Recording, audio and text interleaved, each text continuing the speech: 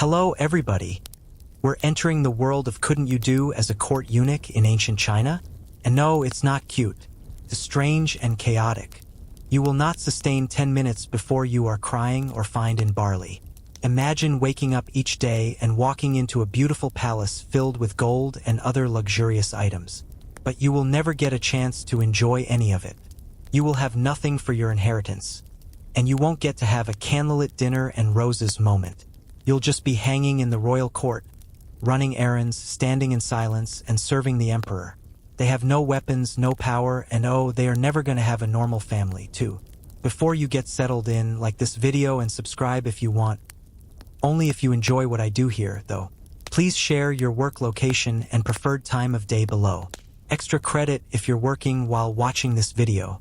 We've all been there. Come on. Mute this mom now, grab some snacks, and let's be weird together. Being a royal eunuch sounds like it could come with some perks. But the shocking truth is made clear by romanticization analyses of their lives. The most obvious thing you couldn't do, first of all, you couldn't have a sword. Yes, you heard that right. No weapons. None. Nada. Zip. I don't mean it in the sense that you can't use them for fighting. You had no weapons at all. Imagine you're in a room full of royals, soldiers, and the like. And you're the only one in the place with nothing sharp in your hand. What do you do with that?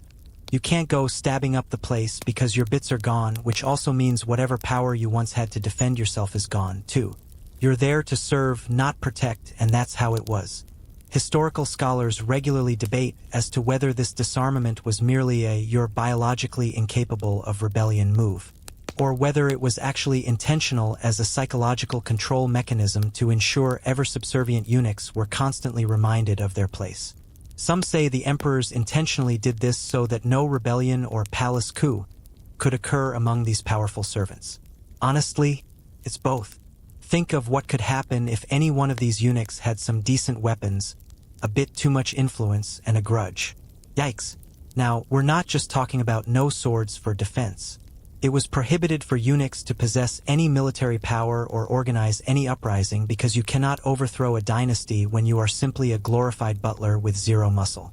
The eunuchs were likely assigned to maintain order among the servants, manage the personal affairs of the emperor, and take care of other palace-related business, which only a eunuch could do. A little power here and there is fine, but any grand political gambit? Not on your life, sweetie. So what could they do? Eunuchs could work in the royal harem. They could also suggest to the emperor. Sounds good. But wait, there's more. You didn't have any personal stakes in it. All these men lived at the mercy of the will of the emperor. If you held an emperor's favor, you might have control over a great many things. If he didn't, then you would be thrown aside and become a name that history forgets, living the rest of your life as a nobody. Fun times, right? Don't think you were able to retire to a life of relative ease. You could not, it seems, walk away from eunuch life. Oh no, you were in for the long haul. The method of castration of the eunuchs, yes, we are still on this, meant you were lifelong in the system. If you think that the career graph of an accountant is limited, consider the fate of a eunuch in the emperor's court, where one slip-up could lead to getting thrown out of the palace forever. Being cast out from a small town is child's play compared to the exile they were referring to. You would literally have nowhere to go since no one would take you back, and being a special servant would mean nothing out there. Thus, you are sitting in a location with no weapons, no family ties, and no control over what will happen next. Yikes. Historians still disagree on whether eunuchs truly wielded power in the palace or were merely puppets of the emperor. Many pundits offer differing opinions about eunuchs. Most say that they wielded immense power behind the throne. Others believe that they were mere pawns. Whether one way or another, they were better in some way but were always at the beck and call of someone above.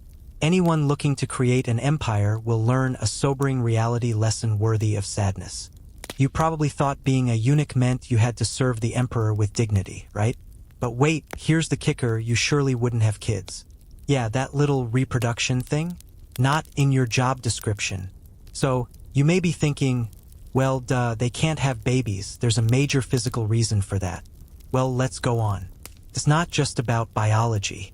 Not being able to have children robbed you of a legacy. If you think this is not a big deal, here is some news for you. Ancient China was obsessed with lineage. Your last name, your kids, your lineage all rolled into one package, and if you were a eunuch, that package was immediately sealed and thrown away. Now, let's unpack this further. In ancient China, being unable to have children was not the only aspect of not being a man. It was more about being unable to fulfill the role of a man within society. In Chinese culture, the family was a sacred institution, and to be of worth, you had to carry on that family name. If you couldn't marry and have kids and couldn't pass on your name or blood, well, then you were like that one guy who brings a salad to a barbecue because nobody really needs you there, but somehow you're tolerated. Historians debate whether eunuchs' inability to have children was in itself a form of punishment or merely an unavoidable consequence of their courtly role. Some believe that it demonstrated the emperor's considerable control over these individuals. You can't have kids because you work for me and no one else. Some say it was simply because, first of all, one became a eunuch. It's one of those things they assert like buying a car, only to find out it didn't come with a spare tire. Regardless, it certainly left the eunuchs in a situation where they could not form their own families or dynasties. How about a community that held family and bloodline sacred? That was a pretty big deal. Imagine how powerless one would be without a family. Imagine you're a man and you must sit back and watch all the other high-ranking officials with their kids in tow, showing off, passing on their names and titles. Meanwhile, you, staring at your empty palace, you know that when you die, you'll have no son or daughter to do so. However, the emperor can make you the head of an entire department. Once you die, poof, gone. Your legacy, your name was gone. The emperor can replace you at any time. All will forget you after you are gone. It serves as a reality check for those believers who thought they could have any lasting influence in that world. But wait, there's more. If you couldn't give birth, that wasn't just bad news for the family line. It would also severely limit your status in the palace. Do you think being a powerful eunuch meant you were the top dog? You may have been the prime minister or lived in a harem. But at the end of the day, you still stood vulnerable in the eyes of others. No matter how powerful you were not looked at as one born with a bloodline, an heir, and one who could pass on one's legacy. The emperor's sons would inherit his empire, not you. Therefore, while eunuchs may have had some idea of their potential power, the whole powerful eunuch narrative is flawed because, ultimately, eunuchs had no means of ensuring their family name lived on. And let's talk about the loneliness of it all. Did you think it was difficult to see your ex and his new family happy on Instagram? Spending your days in the palace, surrounded by couples, babies, and children you will never have, knowing you can't ever experience that connection.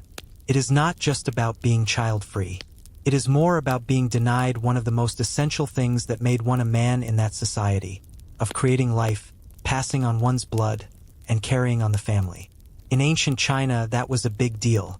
Some historians still wonder if the eunuchs ever felt the pain of such a lack of legacy, or whether the spillover satisfied them. Some scholars suggest that the eunuchs may have reconciled themselves to their destiny, focusing on their political power, wealth, or luxury. However, others state that the loss of family life was a prime cause of sorrow and alienation.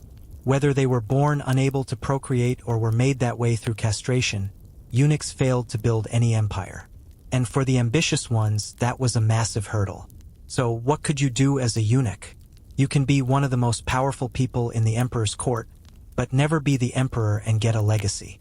You could rise to great heights, but once you were gone, your name was gone too. For many eunuchs, not being able to have a family or create one was the bitterest pill they had to swallow throughout their lives. It was like one of those races you knew you were never going to win. But hey, at least you'll get to watch it from the sidelines and enjoy the view. So, let's talk about the elephant in the room, or relatively the complete lack of family ties. As I have already informed you, eunuchs were incapable of having children, but even more interestingly, they did not have a family to begin with. Zero. Zilch. Nada. Could you visualize if the world were such that you couldn't call your mom when things went wrong? Where your dad isn't there to offer any life advice? Where even the smallest support system, someone who can have your back when you make a mistake, doesn't exist? Welcome to the life of a court eunuch. You think being an only child is tough? Imagine being someone who is intentionally separated from their own family ties. The moment you take on this job, your relationship with your family will already be over. Your family?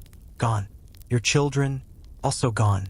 And do you think there will be anyone who can fight your battles for you? Yeah, forget that too. If you stick around one place for long, even the emperor or the influential person around you gets bored with you. Historians continue to debate the impact of isolation on the psychological and emotional well-being of the eunuchs. Some say they grew closer to other eunuchs, while others argue that they became more indifferent, perhaps growing to resent the system that deprived them of close ties to their family. And can you blame them? Picture this. You toil for a system that hands out influence and wealth, but when you get home at night, no one's there. You don't hear the "Hey, great job today," or the "You are family." Instead, you are alone in your palace quarters staring at your walls. You see luxury but can call nothing your own. Do not beat around the bush. Your entire existence is essentially a social limbo. You watched over the royal harem on behalf of the emperor, kept an eye on court secrets, and enjoyed considerable political clout. But you couldn't go home and brag about it to your parents. Without family reunions, grandma house visits, and Thanksgiving dinners, you could relax and show off your newest, "Look how powerful I've gotten" skills. Nope, none of that. Eunuchs built wealth, influence, and political power for years, but it was not going to their families. It was all meant to serve the emperor. After you die, the legacy will pass to your family, not his. Isn't it quite bittersweet to build a whole career and life around power, only to know it can be taken away just like that when the emperor decides to move on to someone else? And when he did, what did you have left? Nothing. You'd be discarded, forgotten, and left behind.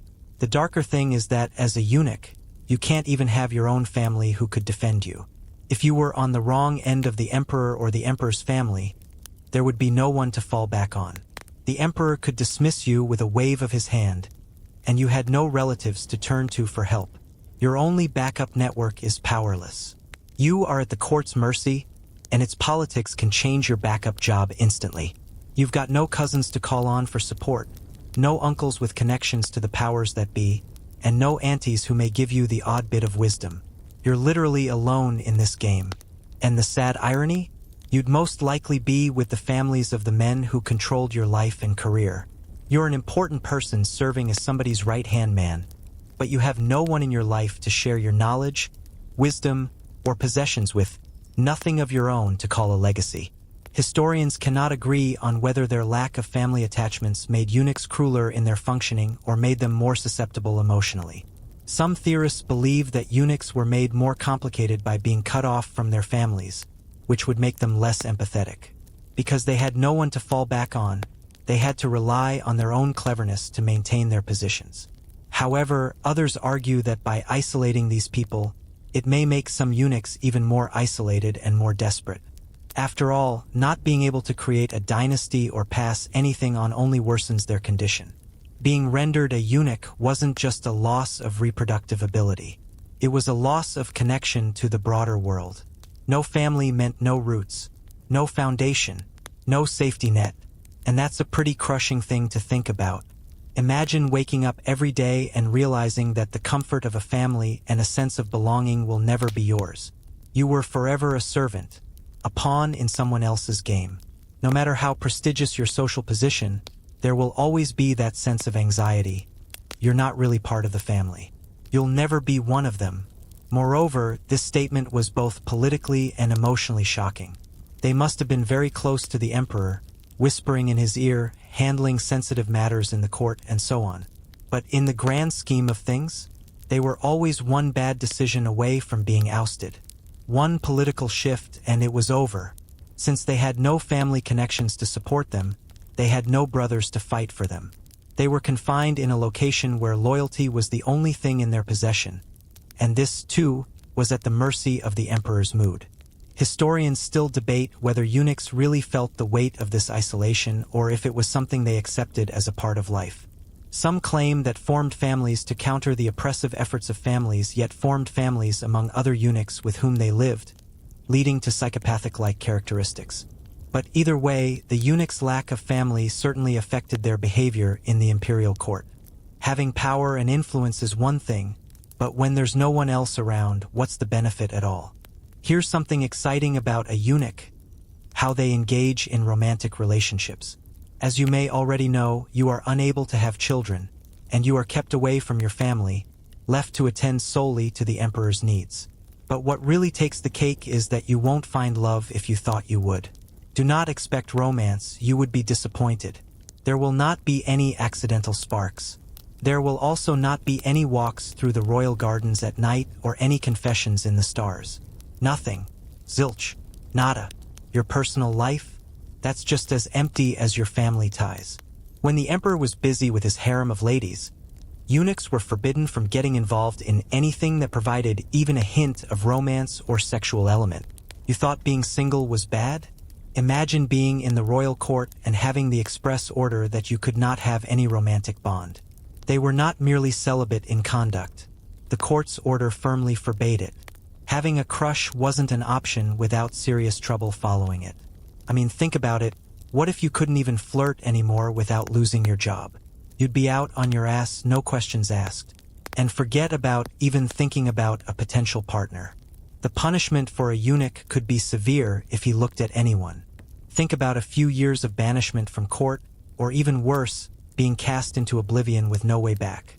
Many historians still believe that, whether it was solely for the emperor's comfort or a measure to limit the power of the eunuchs, this ban was total. According to some people, eunuchs were believed to have no romantic relationships. Thus, they were not distracted and could concentrate fully on their duties. Others argue that it helped in total power over them. Who knows? The truth is probably a little of both. Eunuchs were expected to be chaste servants, wholly devoted to their functions and those of the emperor. A romantic link would have made that difficult. However, let us also be honest that there might be sparks from personal bias control as well. If the sovereign can ensure his most trusted servants are entirely devoid of emotional and romantic attachments, would it not make them more reliable? No loyalty to a lover to get in the way. Additionally, a significant aspect was the emotional isolation that accompanied it. If you are prevented from engaging in romantic partnerships, you are confined to not doing something that is part and parcel of being human. You can't even daydream about romance. You don't get the moment where you catch eyes from across the room. You also don't get to thoughts of someone caring for you at all. Forget about comfort or affection, it was all servitude. Can you think about what it would do to your state of mind to have that part of your humanity just shut down for life? The eunuchs of India lived their lives without love and human connection. That doesn't mean eunuchs didn't feel desire, of course. Oh, they were human, after all. The pair likely spent some nights lying on the bed, feeling attraction and staring at the roof, contemplating what love could feel like. But that wasn't a luxury they were allowed. Only professional, another steps up the career ladder, or platonic relationships were permitted if you were a eunuch. What's the use of staying at a royal court if the court's own king doesn't want to spoil your future like every courtier? It's like living in a cage made of gold but being told that you're just too broken to enjoy any of those things. Picture being a eunuch taking care of the emperor's gold ornaments. You see the emperor's sons and generals getting married. You wonder about this while you are stuck in your cell. They got to have children, pass on their names, and create their very own legacy. And you exist there. You are not a family member, nor will you ever be one, so you don't create your own family. Being in that situation must make you feel you're not worth much. You can't form genuine, lasting bonds, and you have no family to run back to when things start to go south. What could eunuchs do in terms of relationships? Well, they could become dear friends with other eunuchs, but these friendships were often formed out of necessity, not love. A group of people suffering a common rotten fate. A bunch of guys, all going through the emotional and psychological debris of another life together, desperate to make it through. Sure, they found support in each other, but that didn't make it the same as building a family, raising kids, or even having a romantic relationship. In a world where their lives were so radically isolating, the bond between them was a coping mechanism, as they had no other choice but to find a companion in fellow eunuchs. Historians debate whether eunuchs found some consolation in their friendships, despite the lack of romance, or whether the absence of love yields an even greater sense of emptiness and regret. Whether it's going to be hard or not, One thing that's for sure is that the prohibition of romantic relationships was definitely a killer in any case for the eunuchs. People often take things for granted, but for others, love and affection are something off limits. It isn't easy to fathom the emotional weight of that. It wasn't simply about physical castration. It was about possessing a second skin, tied to emotional disability for life that no amount of money could eliminate. The life of a eunuch, as it seems, is far from glamorous despite all the fancy robes and positions. Love? Nope. Romance? Not even an option. You were there to serve, and that was it. You will not have the feeling of love, the romance, or the option to be cared for. If you ever thought about that, the fact is that it could cost you your position in the emperor's court. Being a eunuch in such an unforgiving world meant no one could share their bed. So, we've already established that being a eunuch in ancient China wasn't exactly a rags-to-riches story. Sure, you could rise to a position of power in the emperor's court, but let's be honest, your wardrobe wasn't going to be your best feature. Do you think you're achieving that luxury chic look? Think again. When it came to clothing, eunuchs were more about function than fashion. While the emperor was parading around in his intricate robes, adorned with gold threads and silk so fine that you'd probably faint if you touched it, the eunuchs were stuck with strictly utilitarian outfits. Forget looking good in the royal palace. Your whole vibe was more servant in the background than royal figure with a killer wardrobe. Historians still argue whether eunuchs were intentionally kept in humble attire to reinforce their subjugated role, or whether it was just that the clothing didn't matter when it came to serving the emperor. Some suggest that it was a way for the emperor to assert control, making sure that the eunuchs never got any ideas of looking too important. They didn't need to be fancy. They were servants, after all. Others argue that the function of the eunuch, getting tasks done, attending to the emperor's every need, was more important than what they wore. So why bother with extravagant robes? But let's be real. Being relegated to bland, uninspiring robes adds to the already humiliating life that was serving as a eunuch. You've got the whole no family thing, the no love life thing, and now the no cool clothes thing. Can you imagine the outfit envy when you see the emperor's wardrobe, knowing that you'll never, ever get to wear anything even remotely stylish? Your wardrobe was about as exciting as a potato sack. Honestly, the real drama at the court was probably how many eunuchs managed to sneak in a bit of extra flair when no one was looking. And then there's the issue of uniformity. You thought your high school dress code was bad? At least you could still wear whatever shoes you wanted. But eunuchs? Oh no, they had to wear a specific uniform, dark, plain colors, often made of cheaper materials. You weren't getting any sparkle unless it came from dust on your robe. It was the same look day after day. No chance for individuality here. Imagine being in the court, looking around at the other men all dressed the same. No color pops, no personal style, just uniformity. It wasn't like you could express yourself with your clothes. No one would care that you were secretly trying to mix up your outfits, because at the end of the day you were a eunuch. And being anything other than a humble servant just wasn't on the agenda. Imagine the slow creep of wardrobe depression, knowing that your entire existence was boiled down to something that could fit in a dull, one-size-fits-all cloak. But it wasn't just about the lack of flair. It was about functionality, and trust me, no one was thinking of your comfort. The robes might have been big and flowing, but they were heavy. The layers of fabric were designed to be practical, sure, but let's be honest. Do you want to sweat in a royal court with no air conditioning, in the middle of an emperor's harem, while wearing thick, cumbersome robes that weigh more than your entire closet combined? No? Didn't think so. The clothing was meant to signal servitude. You weren't just another royal. You were someone intended to be unseen, unnoticed, and at the mercy of the emperor's every whim. So, when you're lounging in a luxurious palace filled with silk curtains and golden accents, your outfit is designed to make sure you feel like a background character. And let's not even begin with footwear. The emperor's servants might have worn something practical and plain, while the emperor himself might have had shoes embroidered with golden dragons. It's like being stuck in a game where you can't even change your character's skin. This is what you're stuck with, no matter what. Thanks, life. But let's dive deeper. The palace wasn't just any palace. It was the epitome of wealth, power, and glamour. And what were you, the eunuch, supposed to do? You were supposed to blend into the background and not take away from the emperor's shine. You had to avoid standing out. There was no room for personal style. No, I'm gonna wear something a little flashier today. Nope. You were there to serve and your outfit reflected that. No frills. No pizzazz. No ooh la la. You had one job. Keep it boring and serve. In the royal court, your function was to be discreet. And honestly, that's the most insulting part of all, having to look like you didn't matter, despite the mountain of tasks you were given. Your clothing said, "I'm here to serve, not to enjoy."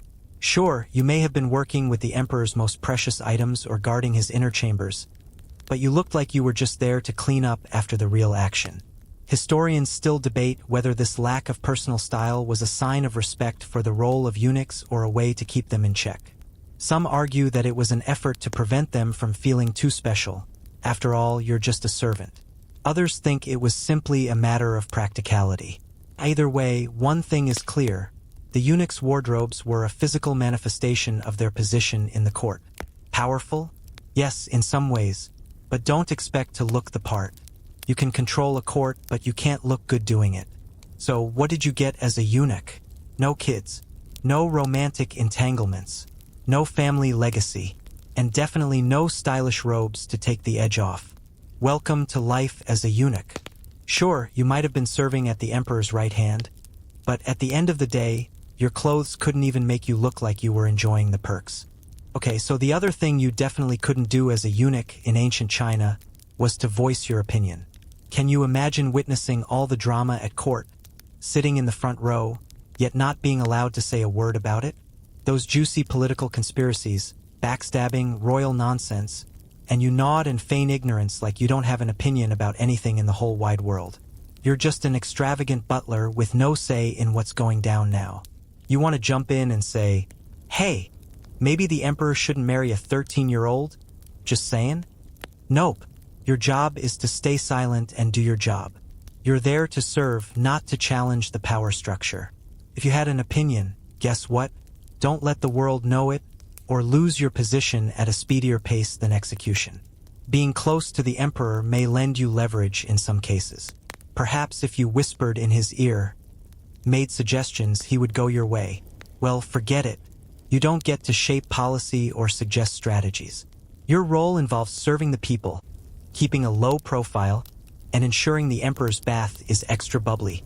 Would you like to join the arguments in the royal court about launching a war? Nice try. There's no room for eunuchs in those discussions. Their role was purely functional. You could be trusted with the emperor's personal life, managing his harem, ensuring no one could scheme against him in private. But when it comes to power, think twice before you speak something foolish and brave. Your job was to whisper secrets, not broadcast them.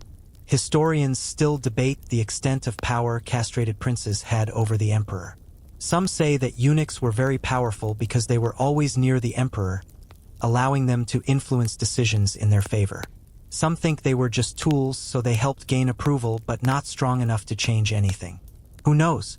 It's possible that some eunuchs played their role effectively and influenced the emperor's thoughts, but we will never know for sure, since their formal function was that of a silent servant.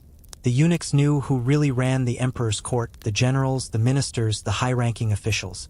And they knew it in no uncertain terms. Can you imagine how frustrating that must have been? You find yourself trapped inside a castle of scheming politicians, royal conspirators, and political manipulations, and you are expected to witness it unfold. You're a fly on the wall, not allowed to interfere. All you do is run errands and bring tea while the rest play chess for high stakes. This was not some social club for the emperor's elite advisors. This was life or death. The eunuchs have the power to alter the entire imperial destiny through the verdicts delivered. They were invisible. They lacked the power to speak out, shape the event, or challenge the decision. Mid-sentence, the conversation you're having could send ripples across the kingdom. If you open your mouth, you might find yourself jobless or worse. No casual office banter, no heated debates over policy. You were there to listen, to serve, and to shut up. But they were not just unvoiced. They were voiceless at birth. Eunuchs made for ideal, loyal servants since they lacked ambition, the one thing that could upset the power balance in the courtroom. No ambition meant no competing for power, no desire for control. No family connections meant no legacy to defend. You didn't need a voice when you had no stake in the game. It's as if you're playing poker with the best hands, but you can't even talk at the table. You're there to serve, not win. No matter how much political drama unfolded around you, and no matter how many chances you saw to change history, your job was to make sure the royal slippers never got any stage fright plus run interference when needed. That's it. Historians still debate whether eunuchs ever had the opportunity to influence the emperor or remained relegated to the background at all times. Some say that eunuchs during the Ming Dynasty, such as Wei Zhongxian, wielded so much power in the shadows that they effectively ran the country. In contrast, others believe the eunuchs were always under the emperor's control. Either way, they officially possessed zero political agency and served in a purely subordinate role. No voice, no vote, no real chance to steer the ship. Can you even imagine being in a place like that? History is unfolding before your eyes, yet you can at most nod and smile while others bicker over how much power they get for themselves. And you're left with the leftovers. You're not heard, you can't make an argument, you serve for a lifetime, but you're not considered a player. So, when you think you are having a hard time at the family gathering because no one listens to you, remember you are not required to sit tight and watch like the emperor hearing opinions on invading another empire. So, by now, you're probably starting to get the picture. Being a eunuch in ancient China was not just about wearing robes and palace secrets. All the power you could wield from the shadows does not make you glorious. At any rate, let's face it, you couldn't build anything.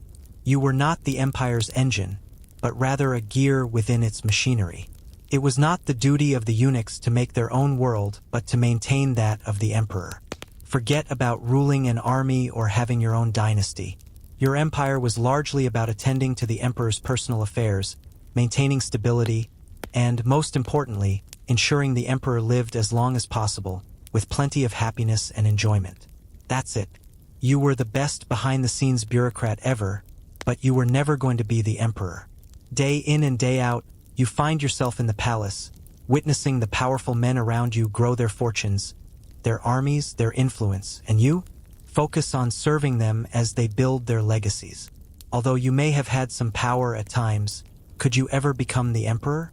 Could you ever create your own empire with your own name and legacy and call your own descendants? Nope, not a chance. Your job was to keep things running as the emperor and his dynasty were in power. That was your purpose. It is like being a janitor in the world's most famous building. You're essential. The building is necessary. But at the end of the day, you won't leave behind a single memory or completed project. You'll pick up the crap. Did eunuchs ever have the chance to forge their own legacies, or were they forever bound to their fate? This remains a topic of debate among historians.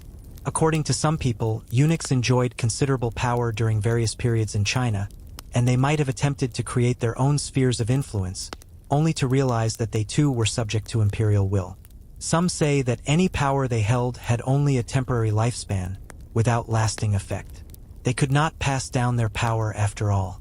There were no sons to take their place and no families to defend their interests. Their power at its peak was fleeting. Only one thing was guaranteed to you for life. As high as you climbed, someone higher would always replace you the moment you ceased to be of use. And then there's the big irony. Eunuchs were born servants, but in many ways, the emperor trusted them more than anyone else. You might think that their lack of family connections and ability to create a dynasty renders them totally powerless. But no, some eunuchs were trusted far more than ministers, generals, or any other men of the royal court. The emperor wanted no one in his presence who had personal ambitions or a family to protect.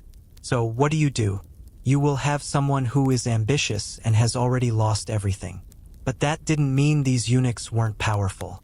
Being trusted to be near the emperor meant knowing court secrets and influencing decisions. Although you did not have what it took to build your empire, you certainly had what it took to help the emperor maintain his empire or even ensure that you got to run his agenda. But that game was itself pretty high stakes because all your power depended on the emperor, and his favor could change in a moment. However, picture being near the top of the pyramid, yet apprehensive that you could never be the one who sat at the top, no matter how high you climbed in the end. You'd serve the empire, but you'd never own it. Your power was always secondary. If a different faction revolted against the emperor, it would be easy to cast you aside since others can replace you just as easily. And the worst part? You had no family to back you up. No children, no cousins, no uncles, nothing. Your legacy was as disposable as yesterday's gossip. At the same time, you may conduct the palace, run the harem, or even the emperor's secrets, but you do not have an empire. Your aimlessness made it impossible for you to lay any foundations for the future or create anything permanent. You were just a tool for sustaining the system, but once that system changed, so did your role. Historians are divided on whether the inability to leave a legacy emotionally impacted eunuchs. Many people say that the impossibility of creating their own future led some eunuchs to feel frustrated, resentful, and desperate. Others argue that these eunuchs were completely fine with not leaving a legacy of their own as long as they had the emperor's favor. Eunuchs were either angry or accepting, but one thing was clear. They were in an awful, soul-crushing position of being trusted to guard a world they could never belong to. The emperor's empire?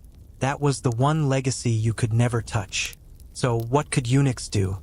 They could wield power for a time. They could serve as the emperor's closest advisors, conduct the emperor's own affairs, and play the most graceful political game behind closed doors. But the one thing they could never do: build their own legacy. No empire, no dynasty. They could serve, but they could never create. Well, we discussed the no kid, no romance, and no legacy stuff. However, we are at the point of being a eunuch, which is a bit scary. In ancient China, eunuchs were not only castrated, but also hidden from sight. In a sense, you were the invisible backstage crew who kept the emperor's world going.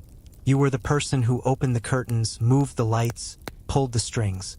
No one knew your name. And guess what? That was how it was supposed to be. You're meant to forget the person you used to be. Your new life has begun. You weren't intended to shine, and you weren't meant to be seen. You were designed to be the invisible hands that orchestrated everything. The funny part? That's precisely what made you so dangerous. You were so far behind the scenes that if you made a wrong move, no one would notice.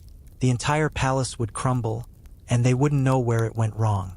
As long as you played your part, you were a shadow, a ghost with the ear of the emperor, who was brimming with all the royal secrets and was now doing the most delicate of tasks. Although you did not wear the tiara, you kept it clean and shone brightly. No one noticed, but everyone depended on you. Some historians wonder if the emperor was doing it kite, so that the eunuchs would not be able to receive too much prominence, or whether their invisibility was part of their job description. Many suspect the emperor kept the eunuchs in the dark so that they did not gain too much power. When no one saw them, they could not connect them to the power they held. Fueled by wealth and a touch of mystery, these wealthy people operate behind closed doors, away from your gaze. On the other hand, others suggested the eunuch's own internal role was in fact invisibility, part of the very system that ensured the eunuch's loyalty, silence, and obedience. Whichever way one views it, the existence of a eunuch was not that of being in the shadows serving. It was to be entirely out of the limelight. So what did this invisibility look like in practice? To begin with, the jobs of the eunuch were mostly invisible. Imagine being in a room filled with people who all discuss politics, dynasties, and wars. You stand in the corner and do nothing but listen. You weren't there to participate. You were there to hear everything but never speak. You only ever got some real attention when things went disastrously wrong. And at that point, you quickly became the scapegoat of the emperor's court, because you were not doing your job. And it didn't end there. You would have to live a life of both total trust and total disposability. One minute you could be the emperor's best man, entrusted to handle the emperor's most intimate affairs, and the next thing you know, you could be of no use to the emperor if he finds a more trustworthy servant or gets bored with you. Not much could be done for a eunuch when they grew tired of their job. No family to turn to, no personal wealth, no backup plan. When the emperor was through with you, you lost everything. Eunuchs were almost like invisible servants. They were important, certainly, but they were too invisible to reap the benefits. If only the perks were more deserving of the term perks. Eunuchs didn't receive the benefits of royal life. While the emperor and his family feasted on extravagant banquets, palaces, and public celebrations, eunuchs attended these events rarely. Indeed, they might have helped set things up behind the scenes. However, please don't count on seeing them mingling with the emperor's guests or celebrating it up in the square. The glory of the emperor's reign was never theirs to enjoy. They did not get the big entrance or get to process through the streets with their name. They lived their lives out of sight. They were ghosts at the court, always unseen and always behind the curtain. They never received credit for their work. Historians continue to debate whether the invisibility was a means of exploitation or a form of control over the eunuchs. Some believe that eunuchs had the leverage of secrecy. Their abilities and capabilities weren't known to anyone. Thus, they posed a danger in the best way possible. Some think the emperor hid them away so that they won't get too comfortable and question his authority in the future. The whole invisibility system was just as much about the power structure as it was to protect the eunuchs from being too visible to enemies. If you were visible in the palace, you would be the target of someone who either desires to pull you down or is jealous of your power. The eunuch dwelt in shadow, always moving, never being revealed, whether through noise his own or otherwise. The job had its perks in that sense. But on the other hand, this invisibility gave them a ghostly identity. They played a vital role in many rituals, yet they were not seen as human. But you might have the emperor's ear, and the people around you would continue to misinterpret your role. You could make anything happen, but to the world you were invisible. You held the court's hottest secrets. So life as a eunuch? It was a strange, double-edged sword. While you may have had more power than a regular minister, you were equally accustomed to remaining behind the curtain, forever unseen, forever silent. You could influence how the empire turns out, but nobody would be aware of your actions. When you were finished, the story was finished too. Only an echo remained, wandering the rough walls of the palace. So far, we have discussed the non-glamorous aspects of the eunuch's life in the royal court. Additionally, it is now a full-time job. Let's discuss the financial aspect. The thing that keeps most of us alive in this world, you know? Do you think having the fortune of being near the emperor means he has plenty of money? You're not. Never mind the emperor's gold-studded palaces. Never mind the decadent feasts and luxurious silks. It's because, as a eunuch, you were not going to be saving up those royal coins anytime soon. You weren't there to get rich. You were there to serve, and you hardly had enough wealth to spare for your sandals. Want a little treat for yourself? What a pity. It was always about the emperor's needs before the rest of you. In short, the emperor was not stupid. He knew exactly what kind of power came with wealth. Eunuchs were responsible for monitoring the royal treasury, the emperor's assets, and any other matters involving gold. So, while they were given just enough to survive, never enough to thrive, you might think yourself influential. And you might have access to lots of expensive goods. But the moment you think about using that influence to make wealth of your own, the rug is pulled out from under you. Want to buy a villa? Nope. Want to invest in a business? No chance. The key was to ensure that you remained a mere instrument of the emperor's empire, not someone with wealth or power of your own. Historians debate whether the financial limitations imposed on the eunuchs were meant to keep them loyal or whether their lack of real independence was revealed through these limitations. Some people say the emperor purposely kept the eunuchs broke so they wouldn't be able to afford land, start families, or create a legacy. Since you have nothing to lose, you won't be taking any risks. Lacking riches may decrease your chances of betraying the emperor or attempting to wrest power for yourself. The purpose of this theory was to ensure that the eunuchs would always remain dependent on the emperor and would not have any option but to obey him. Many people believe otherwise, that this was simply another way for the emperor to control them. Indeed, if you are a wealthy and powerful eunuch, you will probably think that you can create your own little empire. And the emperor? He couldn't afford that. Some historians believed that the eunuchs didn't care about money, as it did not matter to them. As long as they behaved, they were able to live at the emperor's palace, eat the emperor's food, and live a life of luxury. Perhaps they didn't want more than they have because the amenities of stature and influence are worth much more than material goods. After all, who needs a lot of money when you're trusted with the emperor's innermost business? But let's be real here. The royal court's eunuchs were not that well off.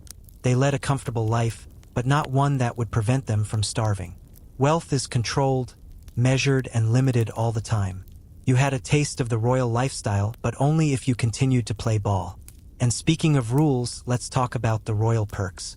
Eunuchs were allowed to work for the emperor.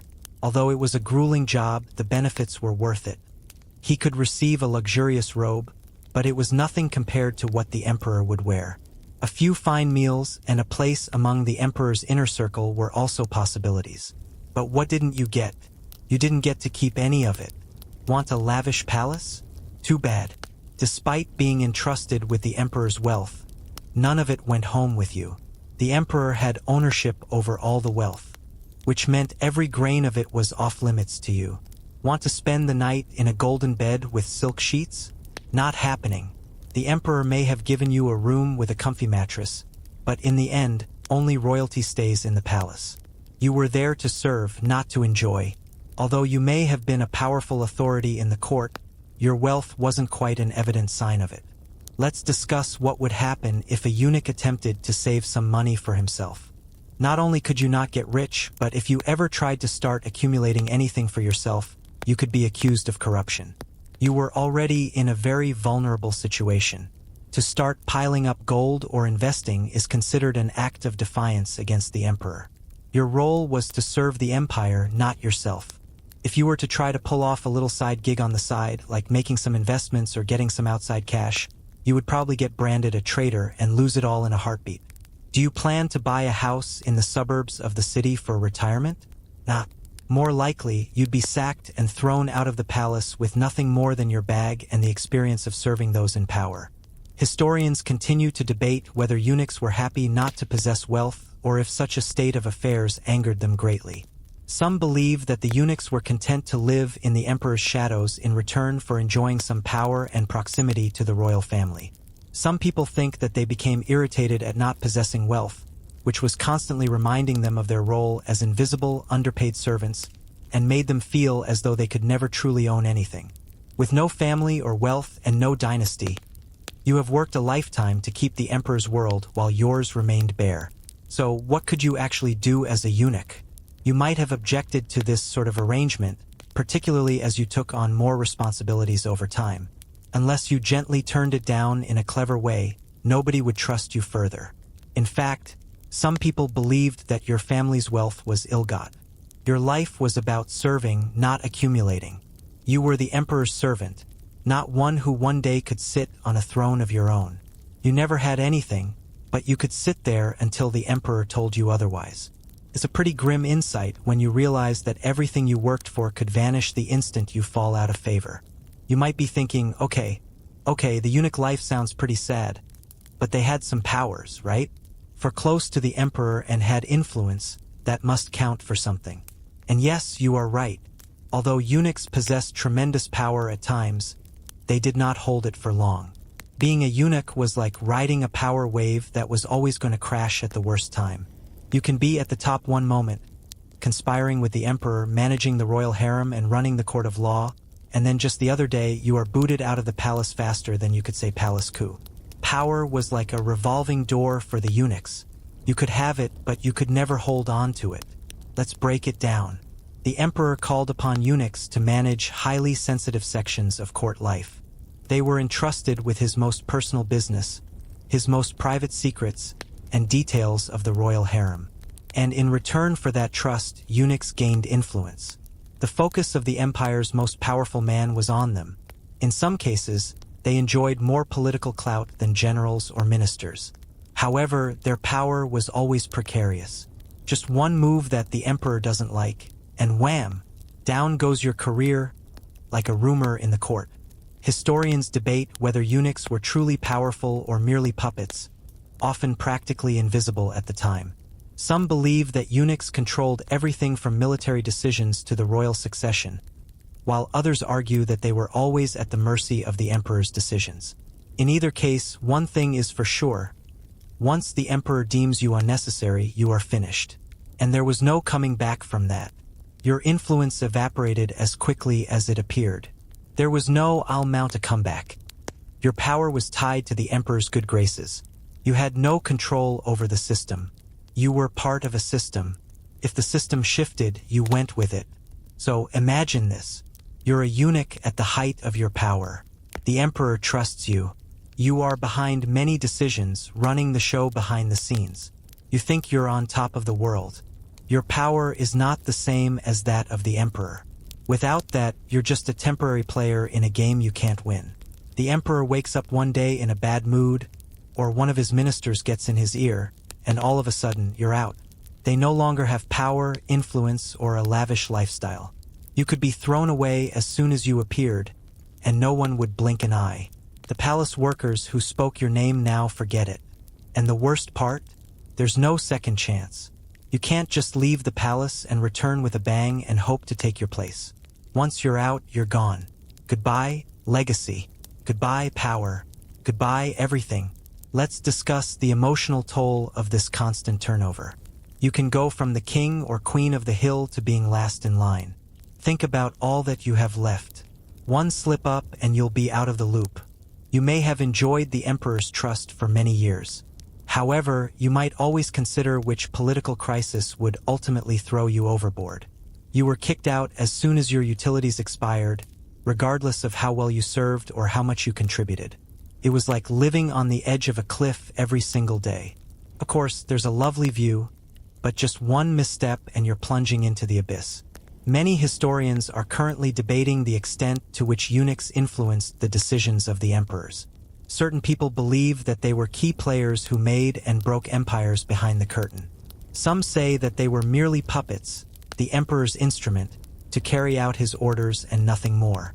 The eunuch had met his end, as aptly stated by Nietzsche, that man can do what he wants, but he cannot what he can. The central tragedy of a eunuch's existence is the fragility of power. Even though you could rise to the top and even be the most trusted advisor to the emperor, you could not be secure. You would be no more if you took that power and turned it into your own. Not having stability must be both thrilling and scary. You were playing, but one screw up and you'd lose everything. A ruling is not something worth bothering about because, at the end of the day, it doesn't belong to you. It belongs to whoever holds the throne. Even if you get close to the king, you are still just a pawn. So what could you do as a eunuch? You might have risen to power, gained influence, made decisions, and generally felt like you were really a part of the empire. But could you hold on to that power? Could you create a legacy that would last for generations? Nope. You could be in control one minute and out the next. You had all the power but none of the permanence. When the emperor moved on from you, so did your role. You were never a kingmaker but a servant. And no matter how high you may have climbed, you were merely another one's tool. By now, you probably understand that a eunuch in ancient China was like a politician. Plenty of intrigue in a court filled with drama, but no rewards to be had. All the clout you could have gained, but here's the kicker. All that power, wealth, and political maneuvering, in the end, none of it meant anything. Eunuchs had no legacy, no real future. They could reach the highest levels of power, but when they were gone, they were gone. They had no family to carry on the name, no sons to take their place, and no dynasty to build. Whatever mark you made on the world, it died with you. Picture yourself as the guy who has all the cards in the royal court. You are the one with the emperor, pulling the strings behind closed doors. You're in control, and yet, when the emperor dies or you fall out of favor, everything you've worked for is gone with the wind. Was everything we have done all those years for nothing? Gone. You didn't leave behind a family to keep your memory alive. You didn't build anything that would last. Your legacy? Nothing. Imagine creating a mansion only to have it bulldozed as soon as you leave the site. Poof. All that effort, and for what? You spend your whole life serving, and you cannot even have a keepsake to pass down. To show your sacrifice, you may only leave behind a boring history. Historians still dispute whether eunuchs even desired one. They say they did not care about leaving behind children or riches. What mattered to them was their power at that very moment. Some people believe that they desire more than this to leave their mark. However, the reality is harsh. When it comes down to it, eunuchs do not have the luxury of a legacy. Of course, they had a little power, but it was as temporary as the emperors. What made them one of the most tragic figures in history is that they were unable to pass anything down or build upon. They were used and luxurious for some time, and then they disappeared without a single trace. They were not remembered with great tombs or statues, just silence.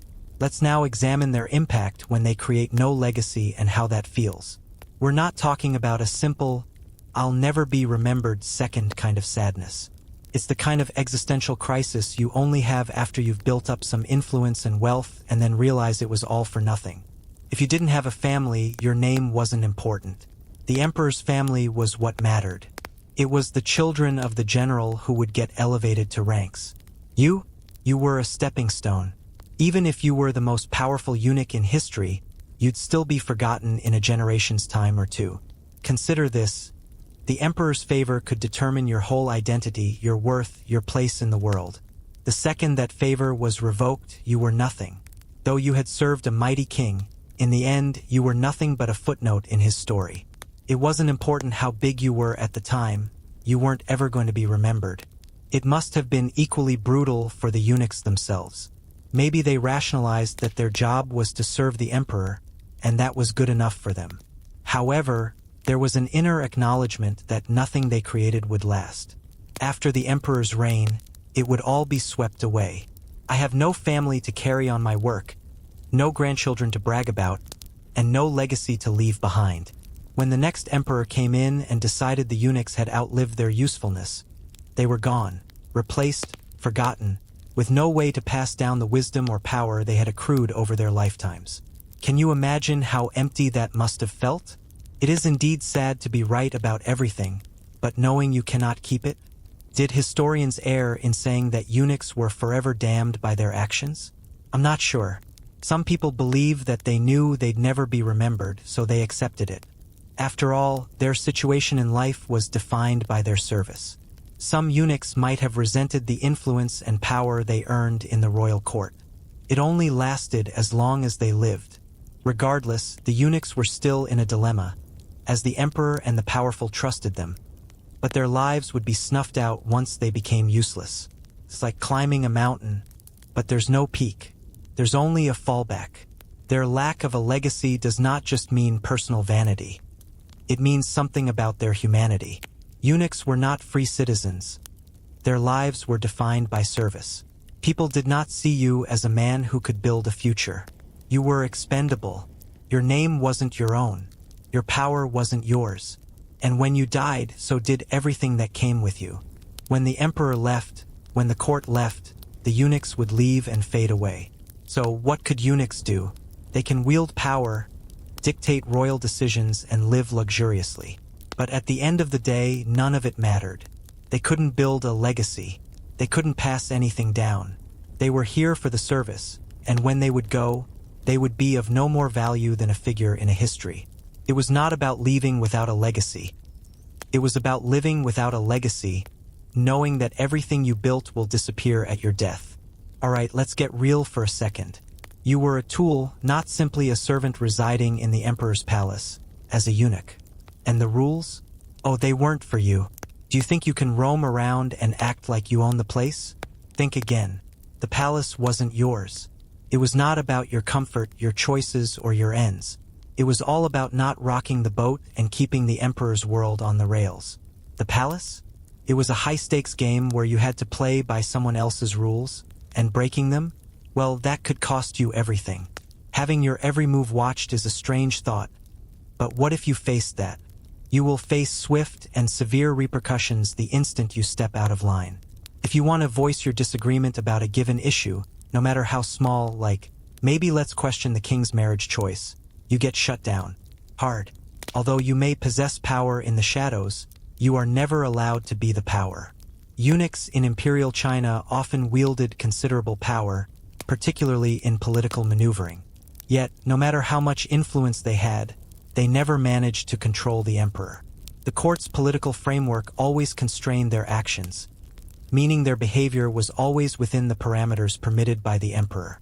When you stepped out of line, you would get dragged back with consequences harsh enough to land you in your career's end, or worse still, in your grave. Historians continue to debate whether eunuchs in the court were ever autonomous or mere puppets who were made to feel they were pulling the strings.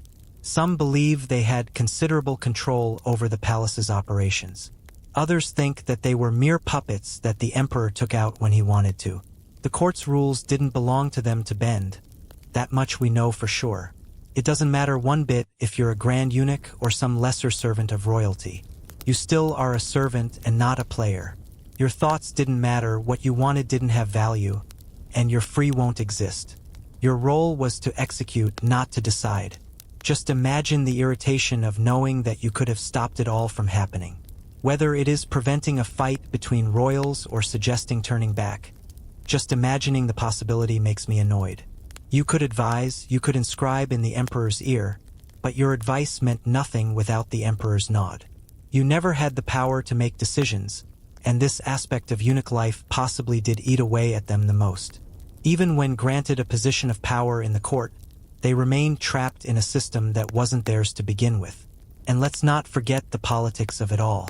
The eunuchs were not only serving the emperor but also surrounded by powerful ministers, generals, advisors, and other court officials who were vying for power.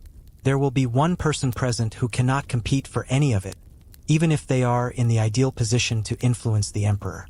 You may be the most trustworthy man in court, but you will never be allowed to seize the crown. Within the emperor's own court, eunuchs never had a fair chance at power. The powerful, elite faction was always that of the others. They never held the throne.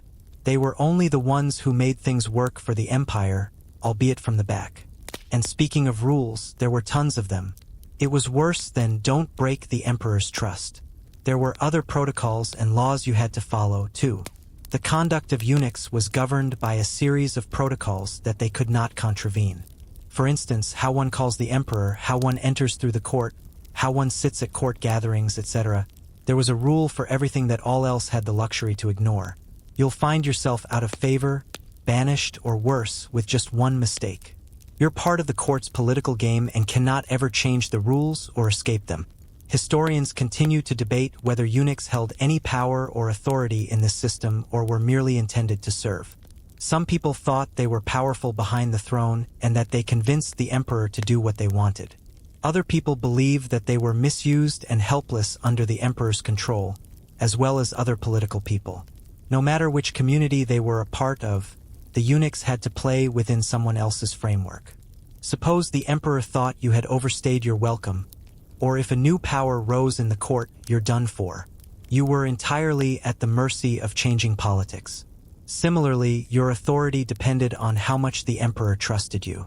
One thing is for sure, however, the eunuchs were never allowed to set the rules.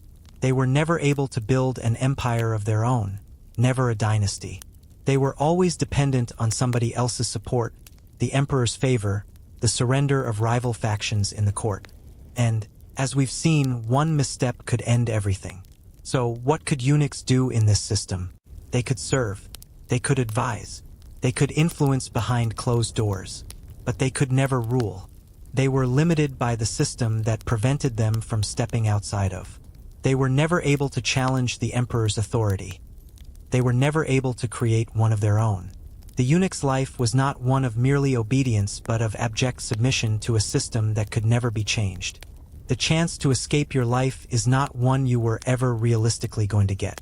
Do you ever imagine leaving your job behind to find peace and tranquility at a distant place? Could you imagine escaping to a tropical island or relocating to a quieter town where nobody knows you? Well, guess what? In ancient China, if you were a eunuch, you would not be able to escape. Once you signed up for the job, the emperor owned your life, and there was no way to escape it.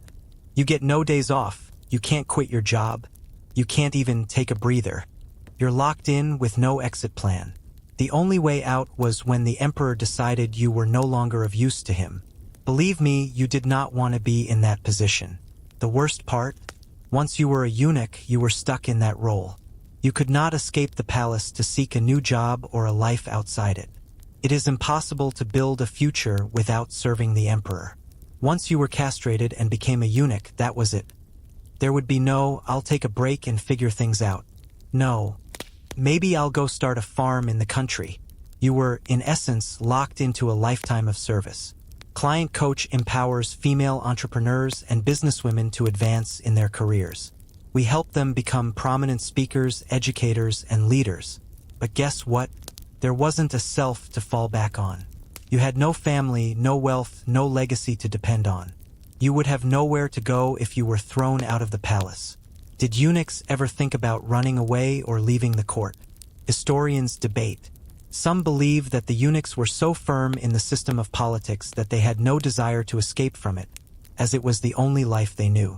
Some believe the rich and powerful were just afraid of the consequences they would face if they ever attempted to leave and try to make a move for themselves.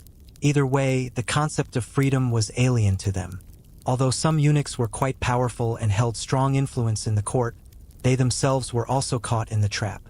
The emperor's liking chose every act, every step, and every choice. At any moment, you could be expelled and fade into nothingness, never to return. But let's talk about what happened when you were no longer helpful. Imagine having no more value to the emperor. Your political power, your closeness to him, and all your life's work suddenly meant nothing.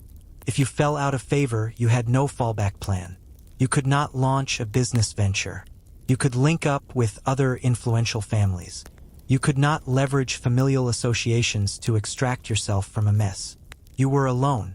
Getting demoted was the worst thing that could happen to a eunuch, and to get the ultimate punishment.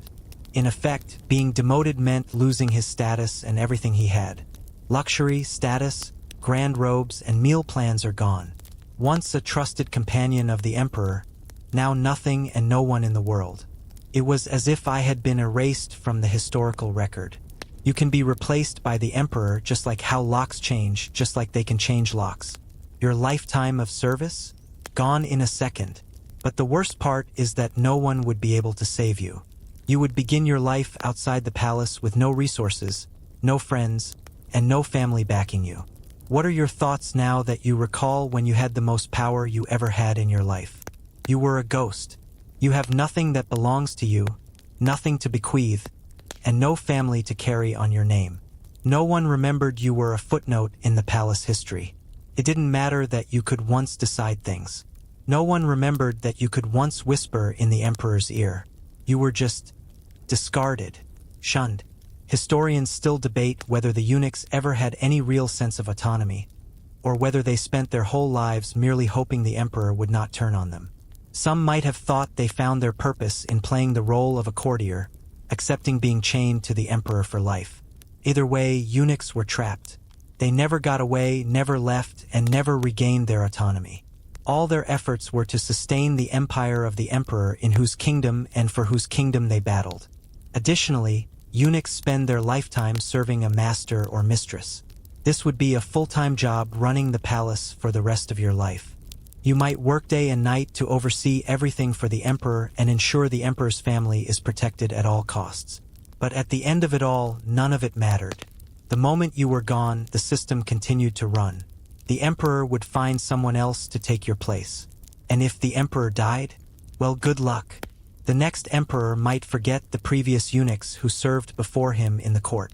You were just a piece that the world could replace at any time. Constant ambiguity characterized the life of the eunuchs very clearly. Okay, they had some strength and power, but it was temporary. As soon as the emperor found them tiresome or the political atmosphere changed, they left.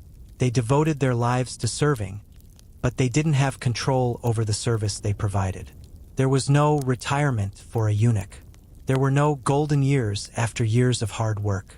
You served the emperor as long as he permitted, or else you were cast aside. And without anything to show for it. You have no family to take care of you, no money to fall back on, no legacy to leave. When the game was over, you were forgotten. So what could eunuchs do? They could serve.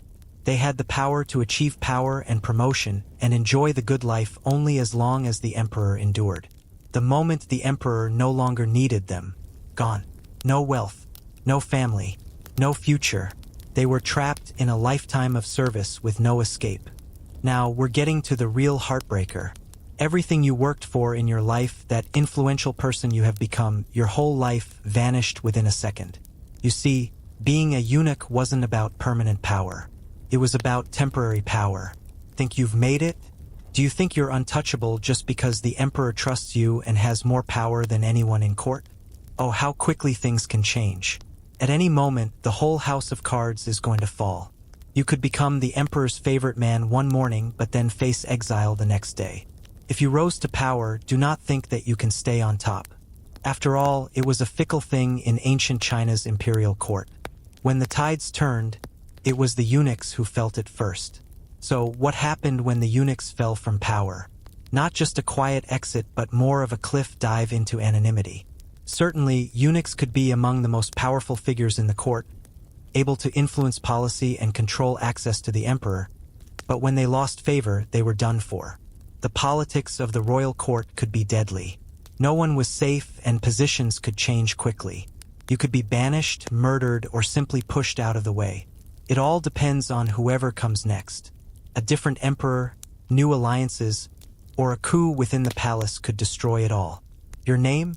Stripped from history. Your legacy? Erased. You're out, and no one's looking back. If you were a eunuch at the height of your powers, what sort of panic would set in when you realize that your fortunes are about to change? You never thought that you would end up here. But no one stays on top forever. The emperor may choose to dismiss you or, even worse, may decide you are a threat to his power. When that happens, you're done. No one remembers the eunuchs who fell from grace. All the political power you had was only a mirage in the desert. They're there 1 minute, gone the next. Historians still debate whether the eunuchs did anticipate their loss of power. Some believe they were embedded so deeply in the inner sanctum of the emperor that they imagined their fall was impossible. Some believe eunuchs themselves were in constant fear of being replaced or murdered, aware that court favor could change in an instant. Regardless of how secure they may have felt, all it took was one palace schemer for their undoing.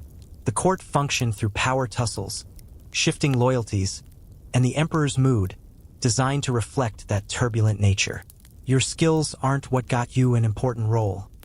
It was your flimsy relationship with the emperor. Besides, this can always be under threat from whoever has the emperor's ear next. When the eunuchs were sent away from the emperor, they had no option. Let us not kid ourselves. They couldn't just walk away with a golden handshake. They couldn't start afresh, nor could they invest their riches in some side hustle. They were not lucky enough. The emperor considered them expendable, so when he turned on them, they were booted out with nothing to fall back on. You were erased. Without any family, money, or power base, you were completely naked and open to danger.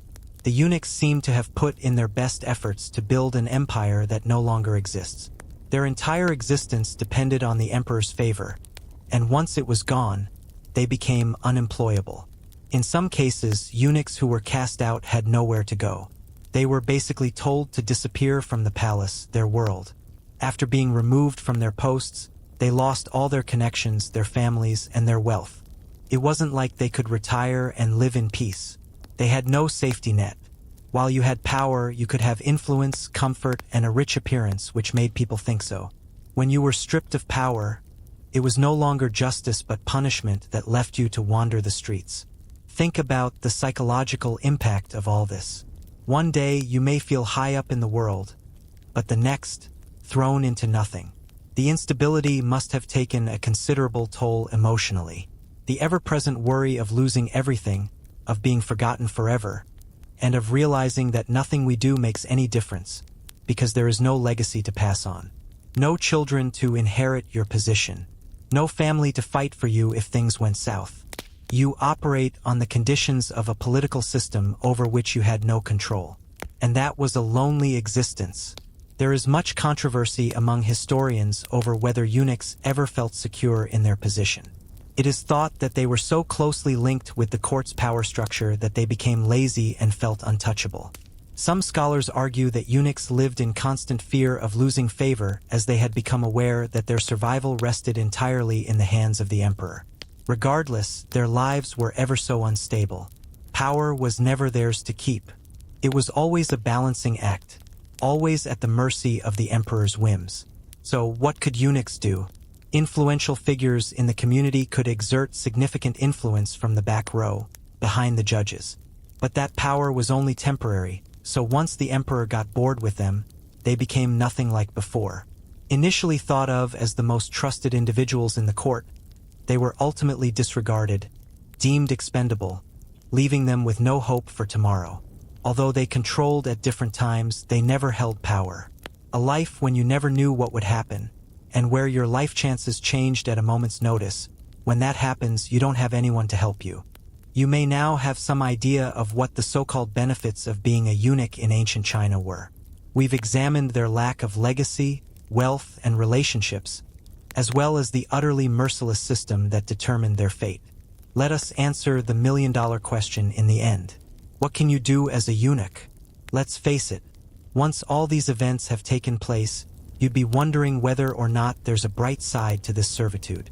The late eunuchs played a significant role at the imperial court in ancient China.